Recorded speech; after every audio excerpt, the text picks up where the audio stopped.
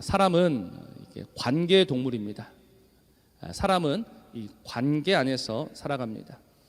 관계 안에서 살아가다 보니 우리에게는 어떤 욕구가 있느냐 하면 인정받고 싶은 욕구가 있습니다.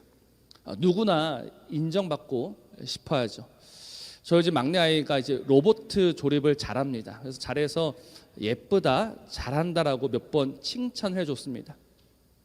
그랬더니 꼭 어디에 와서 로봇 조립을 하냐면 제 앞에 와서 조립을 합니다. 혼자서 구석에서 조용히 하면 너무나 좋을 텐데 그 로봇을 꼭 가지고 와서 제 바지 끄집어 당기면서 아빠 봐봐, 아빠 봐봐. 제가 보고 있었거든요. 보고 있는데도 혹시 아빠가 안 보면 어떻게 하나 불안해가지고 보고 있어도 아빠 봐봐, 아빠 봐봐 그러면서 조립을 하는 겁니다. 왜 그럴까요? 인정받고 싶은 거죠. 내가 이만큼 잘한다, 내가 이만큼 할 수 있다라는 것을 인정받고 싶은 겁니다. 그러면 그 꼬맹이만 그렇습니까? 우리 모두는 인정받고 싶은 욕구가 있습니다. 그래서 우리는 이렇게 거절당할 때, 무시당할 때, 또 미움받을 때 이 마음이 꺾임 당하게 되는 거죠. 내가 좀 인정을 받고 싶었는데 누군가가 그것을 인정해 주지 않냐고 오히려 우리를 거절하고 매몰차게 대할 때 우리는 낙심하게 되는 겁니다. 그래서 아들러라는 심리학자가 있습니다. 이 사람은 본질적으로 행복할 수 없다라고 이야기합니다. 왜 행복할 수 없느냐? 사람은 인정받아야 행복하죠. 그 인정받으려면 어떻게 해야 합니까? 끊임없이 경쟁해야 합니다. 그 경쟁은 반드시 패자가 있어요. 그래서 승자는 웃게 되지만 패자는 울게 되는 것이지 않습니까? 근데 영원한 승자가 없고 영원한 패자가 없습니다. 그래서 사람은 결국 그 행복에서 멀어질 수밖에 없다라는 그런 주장을 하게 되는 거예요. 어느 정도 일리가 있다라고 생각합니다. 끊임없는 경쟁 속에서 오늘 우리는 조금씩 지쳐가고 있습니다. 그럼 교회는 어떻습니까? 정말 교회에는 경쟁은 없고 교회에는 사랑과 이해와 관용만이 있는가? 어떤 것 같아요? 교회는 경쟁이 없습니까? 교회에도 끊임없는 경쟁이 있습니다. 참 마음 아픈 일인데 이 목회자들 세계에서는 이 번아웃, 탈진 이런 말들을 심심찮게 사용하고 또 들을 수도 있습니다. 참 마음이 아픕니다. 왜냐하면 교회는 그런 곳이 아니기 때문이죠. 우리는 참으로 이 교회로 부름받았고 교회로 살아야 하는데 다시 한번 이 교회가 무엇인지를 잘 생각해야 합니다. 그래야지만 이 교회 안에서 하나님이 주시는 위로와 하나님이 주시는 평안으로 살아갈 수 있는 거예요. 이 교회가 무엇인지를 모르고 그래서 이 교회 안에서도 끊임없이 경쟁하다 보면 결국은 쓰러질 수밖에 없는 겁니다. 그래서 오늘 이 본문의 말씀은 우리에게 다시 한번 우리가 무엇을 생각해야 할지를, 무엇을 붙들어야 할지를 잘 말씀하고 있습니다. 오늘 1절 말씀이죠. 이렇게 이야기합니다. 내가 이것을 너희에게 이름은 너희로 실족하지 않게 하려 함이다 라고 합니다. 실족하지 않는다, 넘어지지 않는다, 흔들리지 않는 겁니다. 그래서 오늘 우리가 더 이상 실족하지 않게 하시려고 이 모든 것을 일러 주셨다, 말씀하셨다는 겁니다. 주님이 무슨 말씀하셨습니까? 먼저 15장 말씀을 우리가 기억합니다. 우리는 어떤 인생들이었습니까? 우리는 들포도 맺던 인생들이었죠. 들포도 맺던 인생들이 농부이신 하나님의 손에 붙들려서 참 포도나무이신 그 주님께 접붙임 되었습니다. 그래서 우리는 행복자가 된 거예요. 우리가 우리 힘으로 우리 수고로 열매를 맺은 것이 아니라 농부이신 하나님 그리고 참 포도이신 주님 그 하나님과 우리 예수님으로 인하여서 거기에 접붙임 되어서 우리가 이제 극상품의 열매를 맺을 수 있어서 우리는 행복한 사람이 된 겁니다. 근데 농부이신 하나님에 의해서 우리가 맺게 되는 열매는 무엇입니까? 이거는 사랑의 열매다라고 할 수 있습니다. 제가 지난주에 사랑은 감정의 문제가 아니다라고 말씀을 드렸죠. 사랑은 감정의 문제가 아니에요. 사랑은 무엇이냐면 상대방의 뜻에 온전히 내 마음을 내어주는 것이 사랑입니다. 그래서 이거를 기독교에서는 무엇이라고 부르냐면 자기 부인이라고 부르는 거예요. 내 뜻을 위해서 살아가지 아니하고 오히려 나는 내 뜻을 십자가에 내려놓고 나를 사랑하시고 나를 위하여 그 생명까지 내어주신 그분께 내 모든 것을 내어드리는 그것이 사랑의 열매단 말입니다. 그래서 하나님으로 인하여서 우리는 하나님을 사랑하고 그 하나님께 자신을 내어드릴 수 있는 좋은 포도나무가 된 것입니다. 이 모든 것이 하나님의 은혜였죠. 그래서 우리는 끊임없이 이 사랑의 열매를 맺어가야 합니다. 우리는 이 사랑의 열매를 이 세상에 보여주어야 하고 그들로 하여금 이 사랑으로 들어오라고 끊임없이 불러야 하고 초청해야 합니다. 근데 문제가 무엇이냐면 우리가 그렇게 사랑하고 우리가 그렇게 그들에게 내 모든 것을 내어주는데 무엇이 돌아오느냐라는 거예요. 우리 지난주 말씀이었던 15장 17절을 잠시 한번 봅시다. 15장 17절 말씀을 보면 내가 이것을 너에게 명함은 너희로 서로 사랑하게 하려 함이라. 이 사랑으로 우리를 부르셨어요. 그런데 이 사랑이 무엇으로 돌아오느냐? 18절 말씀입니다. 세상이 너희를 미워하면 너희보다 먼저 나를 미워한 줄을 알라라는 말씀 나옵니다. 오늘 이 말씀 이해가 되십니까? 우리가 사랑해요. 우리가 우리의 모든 것을 내어줍니다. 그러면 세상은 우리의 사랑을 받고 감동하고 우리의 사랑에 감격해서 돌아오는 것이 아니라 우리의 사랑을 무엇으로 갚아준다? 미움으로 갚아준다라는 겁니다. 그래서 이게 힘든 거예요. 나는 분명히 사랑했는데 나는 분명히 내 모든 것을 내어주었는데 무엇이 돌아온다? 미움이 돌아온다는 겁니다. 미움이 돌아오니까 우리는 어떻게 됩니까? 흔들릴 수밖에 없는 거예요. 야, 나는 사랑했는데 나는 정말 내 모든 것을 내어주었는데 왜 결국 미움이 돌아와야 하는가? 어떤 권사님이 남편의 구원을 위해서 이제는 거의 한 35년 정도 기도하신 것 같아요. 35년 정도 기도하면서 사랑했으면 돌아올 만 하지 않습니까? 근데 여전히 35년이 지났는데도 무슨 말이 돌아오냐면 너나 잘 믿어라 라는 이 가슴 아픈 말만 돌아온다는 겁니다. 나는 분명히 하루 이틀 사랑한 것도 아니고 그 오랫동안 사랑해 주었는데 그 사랑의 결과가 무엇이다? 미움이고 조롱이다라는 겁니다. 그러니 흔들릴 수밖에 없는 거예요.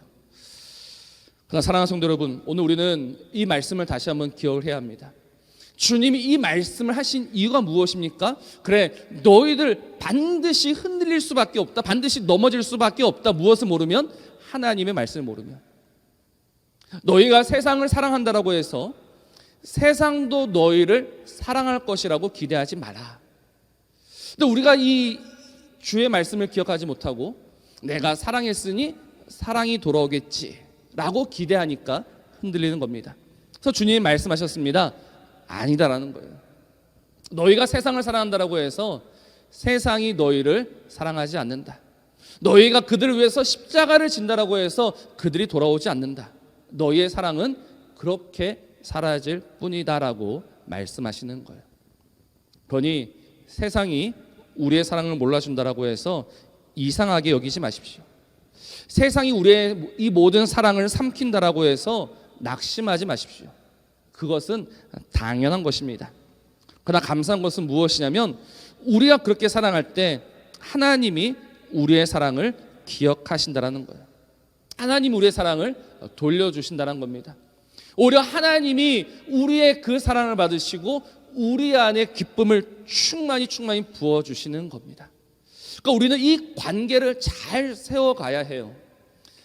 내가 세상에 사랑을 주지만 그 세상은 나의 모든 사랑을 삼킬 때 하나님이 이 사랑을 기쁨으로 평안으로 갚아주시고 돌려주신다. 그러니 우리는 누구와의 관계가 바르게 세워져야 하는가? 하나님과의 관계가 바르게 세워져야 하는 겁니다. 이 하나님과의 관계가 바로 생명의 관계라고 할 수 있습니다.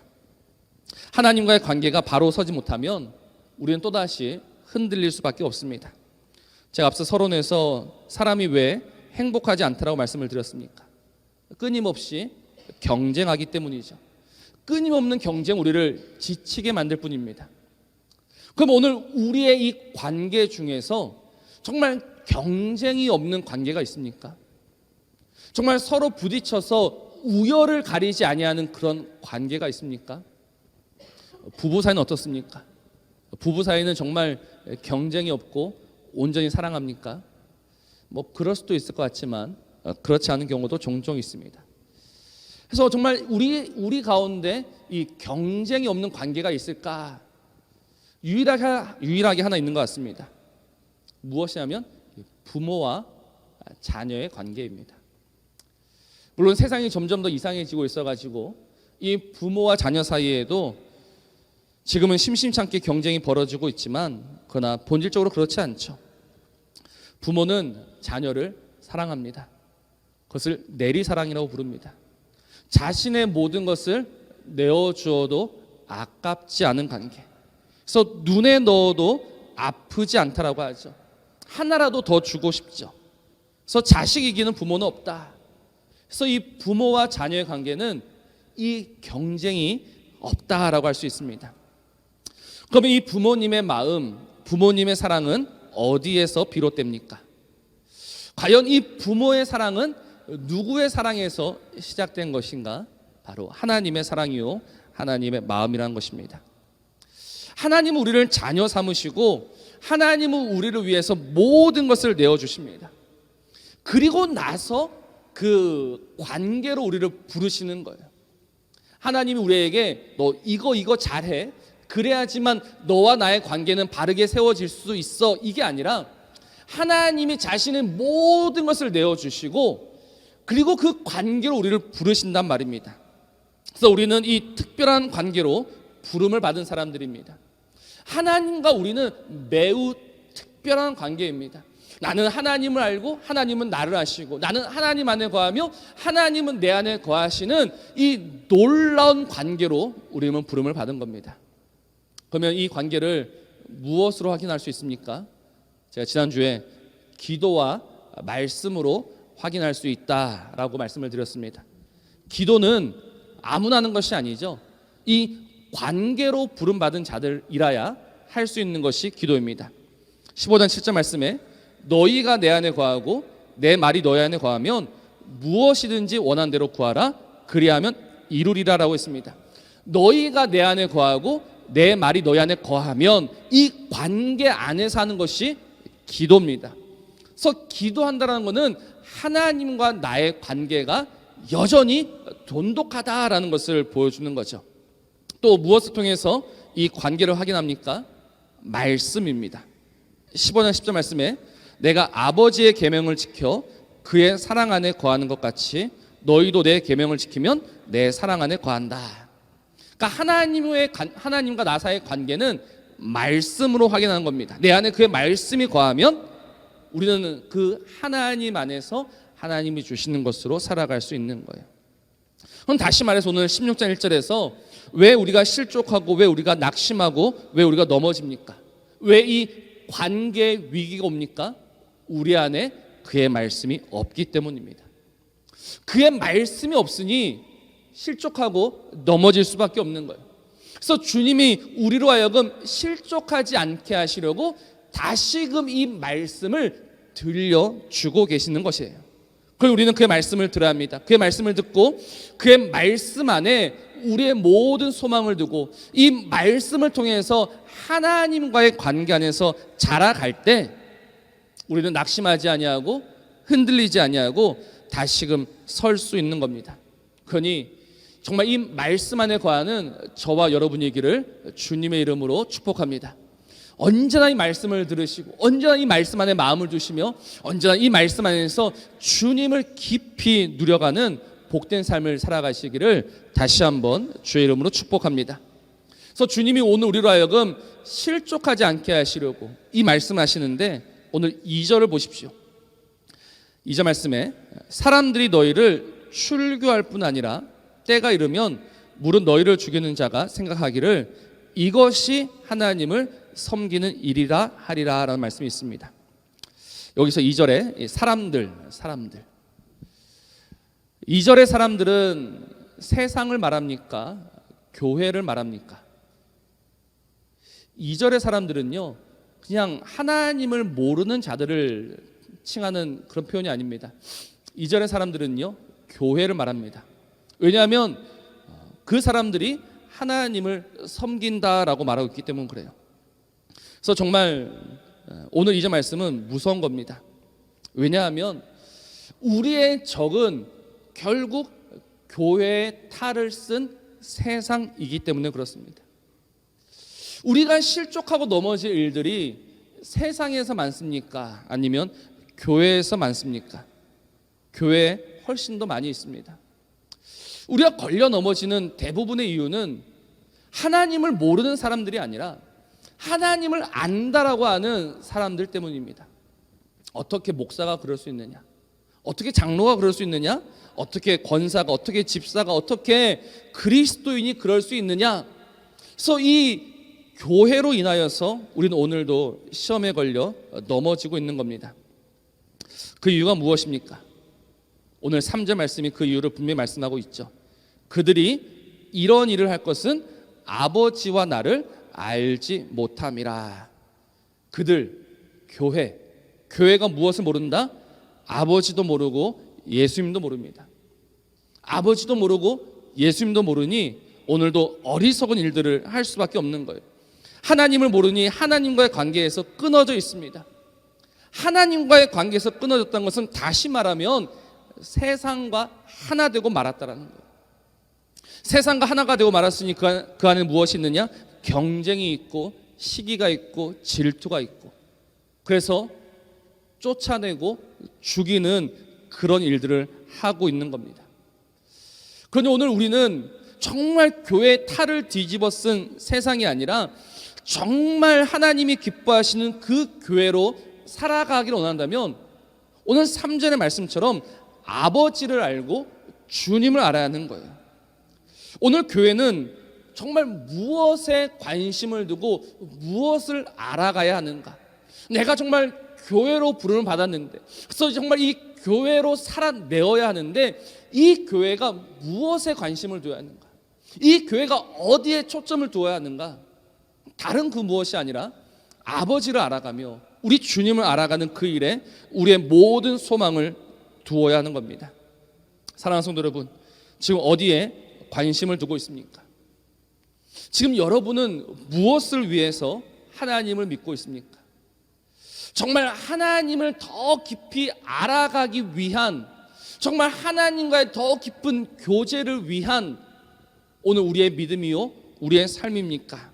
아니면 여전히 우리의 욕심과 우리의 꿈을 위한 것입니까?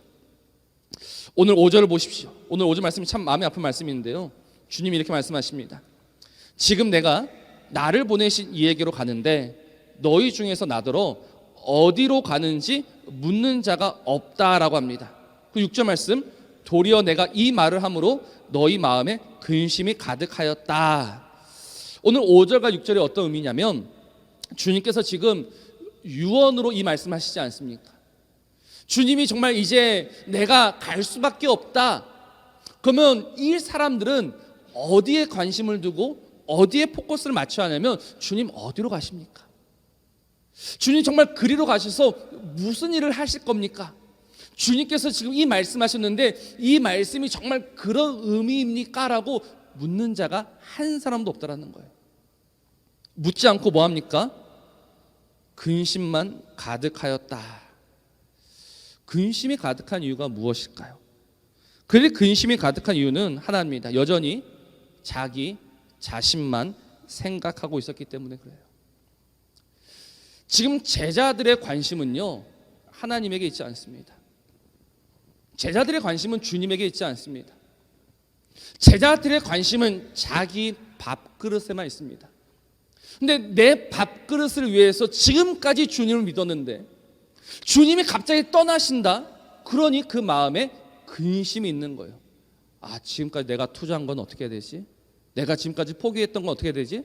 내가 지금까지 주님께 드렸던 그 모든 것들은 그럼 이제 다 물거품이 되는 것인가? 근심하고 있단 말입니다. 언제요? 주님이 이 중요한 말씀을 하고 계시는 그 순간에도. 그러니 교회가 하나님에게 관심을 두지 않으면 언제나 이 근심의 자리로 돌아갈 수밖에 없습니다. 정말 이 교회가 하나님에게 관심을 두지 않으면 또다시 어리석고 망령된 길을 걸어갈 수밖에 없는 거예요. 왜 교회가 손가락질을 받습니까? 왜 교회가 지탄의 대상이 됩니까? 교회가 하나님을 생각하고 하나님을 알아가기 때문에 지탄을 받습니까? 아니면 교회가 여전히 자기 자신만 생각하기 때문에 지탄을 받고 있습니까? 우리는 교회로 부름받은 자요, 우리는 교회로 살아가야 하는 자인데 우리는 마땅히 하나님을 알아야 하며 하나님을 생각해야 합니다. 오늘 우리의 모든 관심이, 오늘 우리의 모든 소원이 하나님에게 맞춰지고 하나님에게 돌아가게 되기를 주의 이름으로 축원합니다. 그러나 이거는 우리의 결심, 우리의 의지가 아닙니다. 7절 말씀이죠. 그러나 내가 너에게 실상을 말하노니 내가 떠나가는 것이 너에게 유익이라. 내가 떠나가지 아니하면 보혜사가 너에게로 오시지 아니할 것이요 가면 내가 그를 너에게로 보낸다라는 말씀입니다. 어떻게 우리의 마음과 우리의 관심이 하나님에게 돌아갈 수 있을까? 어떻게 나는 정말 하나님 알기를 더 원합니다라고 고백할 수 있을까? 우리의 의지가 아닙니다. 바로 우리 주께서 우리를 위해 우리에게 보내실 성령. 그래서 그 성령이 오셔서 무엇을 하십니까? 오늘 우리로 하여금 자기를 부인하는, 자기를 포기하는, 자기를 내려놓는 자 되게 하십니다. 그래서 오늘 우리를 비워 온전히 하나님 향한 그 마음으로 충만케 하시는 거예요. 그게 성령의 충만입니다. 성령의 충만이라는 것은 내 꿈과 내 이 모든 야욕을 채우기 위한 그 어떤 하나의 수단이 아니라, 성령의 충만이라는 것은 하나님을 알아가며 하나님과의 사귐 속에서 하나님을 더 누리고 싶은 그 마음이 가득하게 되는 것이 성령의 충만입니다. 어떻게 우리가 이 성령의 충만을 누릴 수 있는가? 하나님이 하시는 겁니다. 하나님이 오늘 우리의 마음속에 정말 이 성령을 한량없이 부어주셔서 우리로 하여금 하나님을 알아가며 정말 그 하나님을 사랑하는 자로 만들어 가시는 겁니다. 그래서 교회는 성령이 충만하면 충만할수록 자기 자신에 대하여는 죽은 공동체가 됩니다. 나를 돌아보지 않습니다. 오직 예수 안에서 우리 하나님에 대한 이 모든 소원을 가지고 살아가는 능력의 공동체가 되는 겁니다. 오늘 우리는 이 진리를 알아야 합니다. 이 진리를 바르게 이해해야지만 흔들리지 않습니다.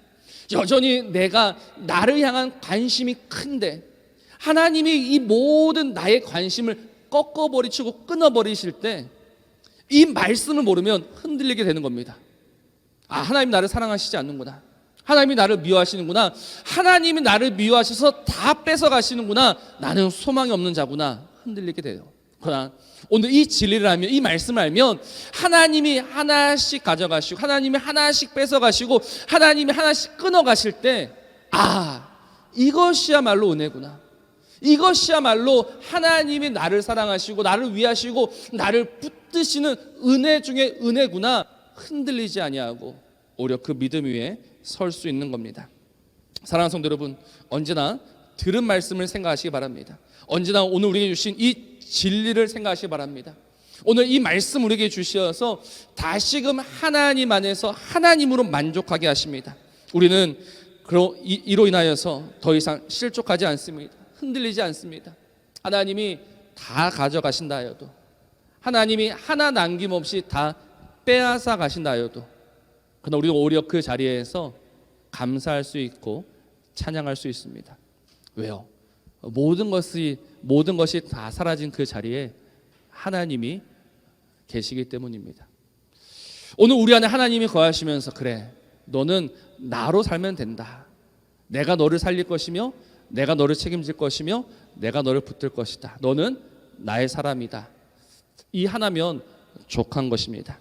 그런데 우리는 오늘 흔들리며 넘어지는 채로 살아가는 것이 아니라 다시금 믿음으로 일어나며 믿음으로 걸어가며 믿음으로 승리해야 합니다. 정말 부탁을 드립니다. 세상을 살아가다 보면 흔들릴 일들이 너무나도 많습니다. 보통 수련회 끝이 나고 집에 가면 이제 생각지도 않았던 정말 이제 내가 믿음으로 한번 살아봐야지 했는데 현관문을 들어서는 그 순간 우리를 넘어뜨리고 우리의 모든 은혜를 가져가 버리는 그런 일들이 많습니다. 무슨 말이냐면 정말 은혜가 넘치는 곳에는 언제나 시험이 있고 언제나 걸림돌이 있다는 겁니다. 지금까지는 다 걸렸습니다. 지금까지는 다 넘어졌습니다. 그래서 다 쏟아버리고 말았습니다. 그러나 이제는 아닙니다. 이제는 흔들리지 마십시오. 이제는 넘어지지 마십시오. 이제는 빼앗기지 마십시오. 오히려 이 말씀을 기억하시면서 그래, 이 말씀 속에 내가 살아가야 되겠다. 이 말씀으로 다시 한번 서야 되겠다. 다시 한번 이 말씀으로 한번 부딪혀봐야 되겠다. 우리를 넘어뜨릴 일이 많고 우리를 시험에 들게 하는 일이 많이 있지만 거기 마음 빼앗기지 마시고 오직 이 말씀에 마음을 두심으로 언제나 흔들리지 아니하는 승리하는 교회가 되시기를 주님의 이름으로 부탁을 드립니다.